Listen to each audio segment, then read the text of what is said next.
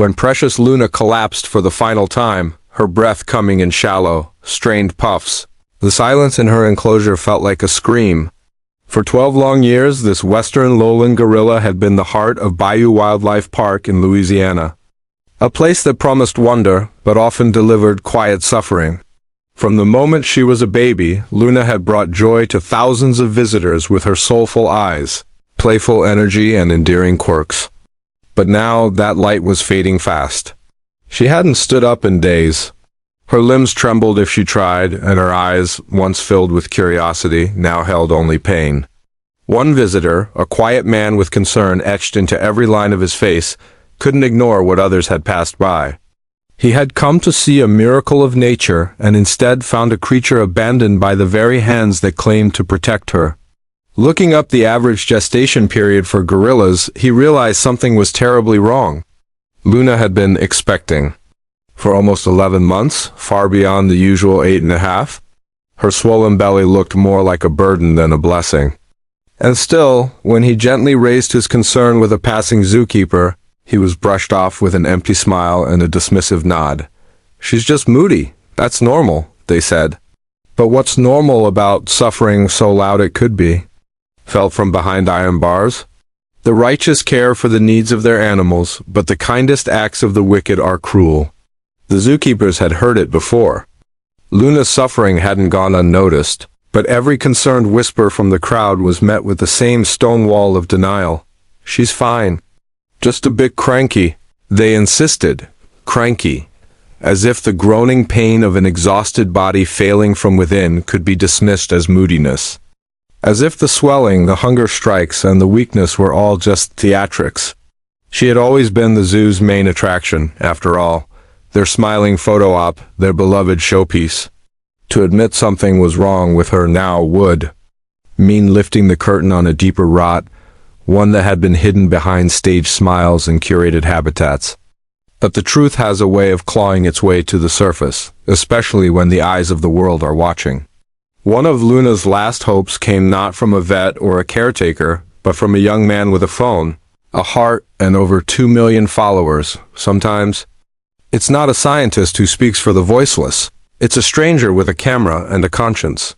Jake had been told of the zoo by a fan, someone who had walked past Luna's enclosure, seen her struggle to breathe, and couldn't shake the image from their mind. At first, he thought it was exaggeration. After all, how bad could a privately owned zoo really be? But when he stepped through the gates and saw Luna with his own eyes, reality hit him like a thunderclap. Her belly heaved unnaturally. Her fingers, which once grasped playfully at dangling ropes and tossed fruit, now lay limp in the dust. And the staff? They smiled as if nothing was wrong. "She's fine. Just pregnancy hormones," they said. But Jake knew better, and more importantly, his followers knew better. He posted a single image of Luna, her body sprawled in filth, and within hours the internet erupted. Animal rescue hashtags flooded the comments. Emotional true stories poured in from other visitors who had seen the same horror. Experts weighed in. And just like that, Luna's silent suffering became a viral YouTube story, one the world couldn't look away from. Speak up for those who cannot speak for themselves. Defend the rights of the poor and needy. More photos surfaced. More accounts of swollen animals, hungry eyes, and ignored pleas began flooding every social media platform. Bayou Wildlife Park, once known for its exotic photo ops, now became the face of animal neglect. Veterinarians from around the country raised alarms. How could a gorilla carry a pregnancy for over 10 months? Was it even a pregnancy? Or was there something far more sinister unfolding behind those rusting bars? The outrage grew louder, and the walls of silence began to crumble. Online activists rallied, petitions surged. Local media picked up the scent. The narrative wasn't just about a gorilla anymore, it was about a system that failed her. A story of human apathy versus animal survival. A story that echoed across oceans, and still the zoo said nothing. They locked the gates, turned away reporters, even denied entry to Dr. James, a renowned wildlife veterinarian with 15 years of experience treating large mammals.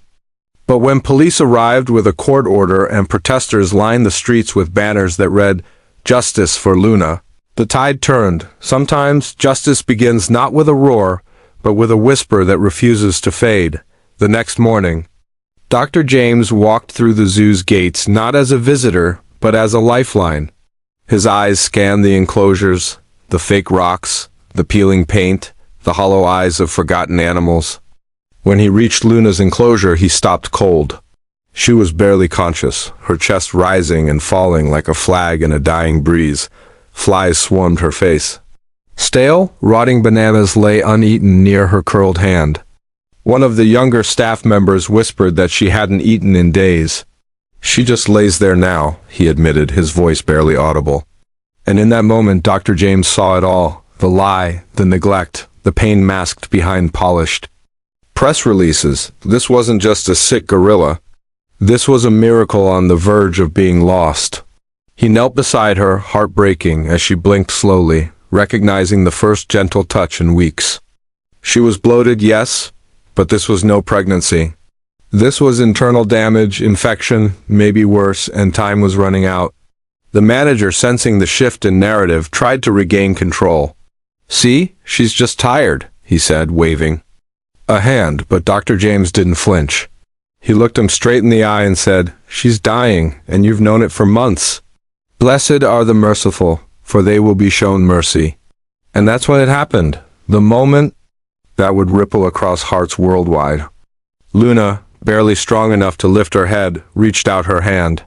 Not to a treat, not to a camera, but to the man who had finally seen her pain. That single gesture, fragile, slow, and full of hope, became the most powerful image of the entire story. A gorilla who had been ignored for nearly a year, offering trust to a stranger, the world wept. Donations poured in, wildlife sanctuaries offered to take her. Protesters vowed not to leave until she was safe. And as Dr. James prepared her for emergency transport, he whispered, "Hold on, girl. Help has finally come." The woman's voice was calm, rehearsed, and hollow. "The gorilla is just having a difficult pregnancy, and our resident veterinarian is handling it," she claimed, brushing off Dr. James's concerns with the ease of someone used to lying. Her words, though smooth, collided with the brutal reality. All around them, a silent prison of concrete, rusted gates, and an animal on the brink of death. "She's been overeating," the woman added casually. "That explains why she's so sluggish." Dr. James, a man who had spent over 15 years healing large mammals in the wild and in captivity, stared at her with disbelief. Overeating? He had seen starving elephants, infected tigers, dying rhinos, and now a gorilla with eyes dimmer than a dying candle. "That's clearly not true," he said flatly, glancing around the enclosure. "Where is your veterinarian?" His voice, once composed, cracked slightly with urgency. But the zookeeper offered only more evasion, and Dr. James realized what his instincts had already told him. There likely wasn't a veterinarian on site at all. Luna's frail frame, the fetid stench of rot, the lack of food bowls or fresh water, it was all a facade held together by neglect. And behind that facade, something far more sinister was unraveling. The eyes of the Lord are everywhere, keeping watch on the wicked and the good. Dr. James didn't back down. He demanded to perform an ultrasound immediately. The truth had to be uncovered. Whatever had been hidden beneath the veil of lies, he was ready to face it. But instead of granting access, the staff delayed him again, claiming his work would disrupt their head vet. It was a stall tactic, and he knew it. Still, he swallowed his anger and agreed to return the next day. If he pressed too hard now, they might move Luna, or worse. That night, Dr. James lay awake in his hotel room, the image of Luna's hollow gaze etched into his mind. His medical bag sat by the door, ultrasound machine humming quietly in standby. He'd seen neglected animals before, but something about Luna, her silent suffering, her loneliness, the betrayal behind her eyes, tore at him deeper than he'd expected. Asterisk.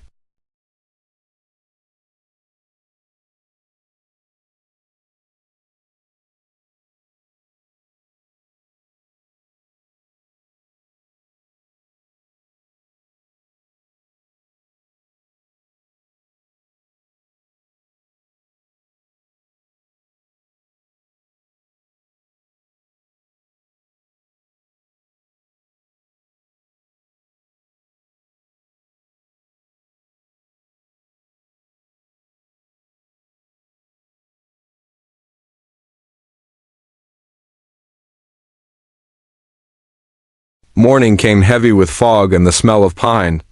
By the time he reached the gates of Bayou Wildlife Park, the sun had only begun to stretch its golden limbs across the treetops. But what he saw next nearly made him drop his equipment entire. Enclosures were empty, not one or two, but many. The chattering of exotic birds, the distant stomping of hooves, the rustle of monkeys, all gone. Silence loomed like a storm cloud. Animals that had been there yesterday had vanished overnight. Panic surged through Dr. James. They were moving them, hiding them, erasing the evidence, and yet Luna was still there. Somehow, she hadn't been relocated. Maybe she was too sick to move. Or maybe they thought she wouldn't survive the transfer. Either way, time was bleeding out like water through cracked stone. Have nothing to do with the fruitless deeds of darkness, but rather expose them. Determined not to let the zoo's crimes go unseen, Dr. James pulled out his phone and sent a live update to his followers. He didn't mince words. Animals are disappearing. Something is very wrong here. Luna may not survive another day. Within hours, the scene outside the zoo transformed. Reporters and supporters began arriving, microphones, banners, protest signs. One read, "Precious Luna deserves better." Another simply said, "Shame," inside the resistance thickened. The zoo's veterinarian, a man clearly chosen for his silence rather than his skill, brushed off James's demands once more. "There's no need to bother the gorilla. She's fine," he insisted. But the cold truth cracked through when Dr. James pressed harder. With a shrug and a twisted smirk, the vet muttered something that stopped time. "It's easier if we just put her down and get another one." There was a moment of silence, the kind that precedes a storm. "Are you insane?" Dr. James's voice thundered. "How can you say that about a living being?" His hands trembled, not with fear, but fury. Years of healing, of protecting life, and now he stood in front of someone willing to discard it like garbage. It was a moment that fractured something. Deep inside him, he had come as a healer. Now he was becoming a warrior. Rescue those being led away to death. Hold back those staggering toward slaughter. Outside, the crowd surged. Supporters yelled at the guards. Protesters rattled the gates. Still, no action was taken. It was clear now, the zoo owners would rather let Luna die quietly than face accountability. The standoff reached its breaking point when Dr. James stepped outside and climbed onto a raised stone planter near the front entrance. Cameras pointed at him. The air was electric. "I've been here since sunrise," he began. "They won't let me help her. I'm offering my services for free. I just want to make sure precious Luna gets proper medical care, the care she deserves." His voice cracked. "Please, if you care about her, make your voices louder." And louder they became. The police arrived moments later, struggling to control the chaos. After a tense exchange, they turned to the zoo owners and issued an ultimatum. Let the doctor in, or prepare to shut down. The owners relented, their silence a reluctant surrender. The Lord is a refuge for the oppressed, a stronghold in times of trouble. Dr. James suited up with sterile gloves, protective boots, and a medical mask. Every movement now was sacred. Every breath a prayer. As he approached Luna's enclosure, he noticed something extraordinary.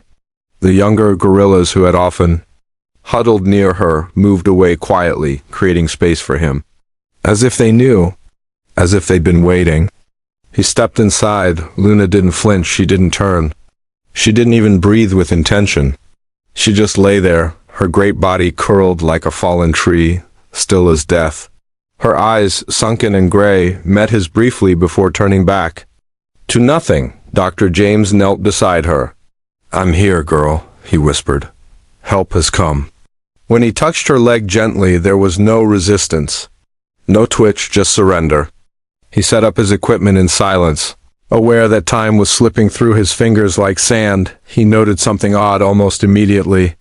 Luna hadn't moved for days, and yet the area near her private parts was clean. Suspiciously clean her. Breath came in shallow, choking waves. Each second that passed stole a little more of Luna's light. Her massive chest barely moved, her eyes no longer flickered with life, and the silence inside the enclosure felt like a funeral march. Dr. James had seen suffering before, but this was different. This was the moment between life and death. "We're running out of time," he whispered, sweat forming along his brow as his hands worked fast, steady, and prayerfully. Luna's breathing had become so labored that it echoed off the concrete walls, a haunting rhythm that pushed him deeper into urgency. Without waiting for permission any longer, Dr. James unpacked his portable ultrasound machine, the only lifeline left between this dying creature and the truth buried inside her. He pressed the probe gently to Luna's belly, cold gel glistening across her stretched skin. The screen flickered, the machine beeped, but what he saw sent a wave of confusion through his chest. Nothing was making sense. "Come on," he muttered, adjusting the probe's angle. He wiped the gel, reapplied it, tried again and again and again, deliver the oppressed from their distress, and be not silent when they cry out. The machine began emitting strange, unsettling beeps. The image on the screen was distorted, ghost-like. And then suddenly it stopped. Dr. James froze. His fingers trembled slightly as he shifted the probe to another angle, eyes glued to the static-like flicker of the screen. "This doesn't look right," he said under his breath. He cleaned the probe once more, carefully pressing it against different parts of Luna's massive belly. The staff behind him watched quietly, nervously, but not with compassion. Others prayed softly.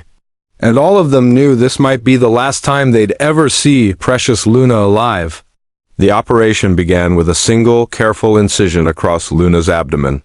The tension in the air was so thick it was hard to breathe. For the next 2 hours and 40 minutes, Dr. James worked with a kind of focused grace that can only come from deep love, not just for animals, but for the sacred gift of life. What he found inside made his hands pause. Luna's belly was not pregnant. It was packed with undigested food, feces, and putrid waste. There was a severe internal blockage. Somewhere, something was preventing her from passing anything through her system. He had to act fast to relieve the pressure and save her organs. But this wasn't a full fix. She needed to be in a proper surgical suite. Without hesitation, Dr. James called for backup. Rescue the weak and the needy.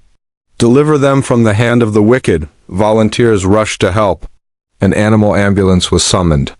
Luna was carefully and lovingly lifted into a transport crate, surrounded by a small army of good-hearted souls who cheered and wept as she was wheeled away.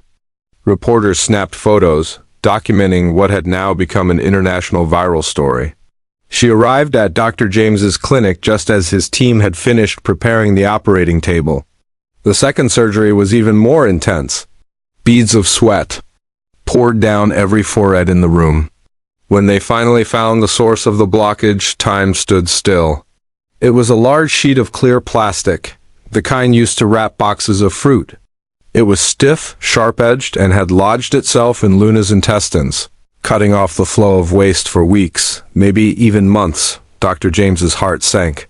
They fed her fruit, and didn't even remove the plastic, he whispered. The rage returned. This wasn't an accident. It was pure, willful ignorance. And Luna had almost died because of it. Woe to those who call evil good and good evil. He carefully extracted the plastic, cleaned the infection, and sutured her intestines with surgical precision. The surgery team worked in hushed tones, united by one single goal: save her. And when they were done, they had. Luna was alive, stable. Her breathing was slow but steady. Her heartbeat was strong. She had survived the impossible. Outside the clinic, people celebrated. Not with fireworks, but with tears, with quiet gratitude, with hands over hearts and prayers whispered skyward. Reporters arrived for interviews. People from around the world followed the story. The hashtags #SavePreciousLuna and #AnimalMiracle trended for days. Dr. James gave interviews, but never with ego. This wasn't about me, he said. This was about a creature who suffered in silence, and the power of people who refused to ignore her pain. The light shines in the darkness, and the darkness has not overcome it. Over the next 3 weeks, Luna transformed. From a broken, dying shadow of herself, she grew strong. Her coat regained its shine, her eyes sparkled again. She smiled. Even played a little. And each time she saw Dr. James, she reached out her hand, the same way she had in her enclosure that first day. The world watched in awe. Donations poured in. Volunteers offered time and supplies. Meanwhile, Dr. James filed an official petition against the zoo owners. Thousands signed it. The government acted. The owners lost their license. They were prosecuted for neglect and abuse. And every animal in their facility, including Luna, was relocated to sanctuaries where they would be treated with the love and dignity they deserved. Dr. James's clinic became a place of pilgrimage, not just for pet owners or farmers, but for believers in compassion. His name became synonymous with hope, with healing, with humanity. Never grow weary of doing good, for in due time you will reap a harvest if you do not give up. And Luna, she thrived. She now lives in a lush, open wildlife sanctuary, where trees stretch tall into the sky, where grass replaces concrete, and where love replaces loneliness. Sometimes she sits by the fence and watches visitors pass. And sometimes, just sometimes, she still reaches out her hand. Would you have done what Dr. James did? Would you have risked everything for a soul in pain? Tell us in the comments. If Luna's story touched your heart, please like this video, share her miracle, and subscribe for more animal rescue stories that remind us, every voice matters. Every life matters, and when humanity answers nature's cry, the world changes.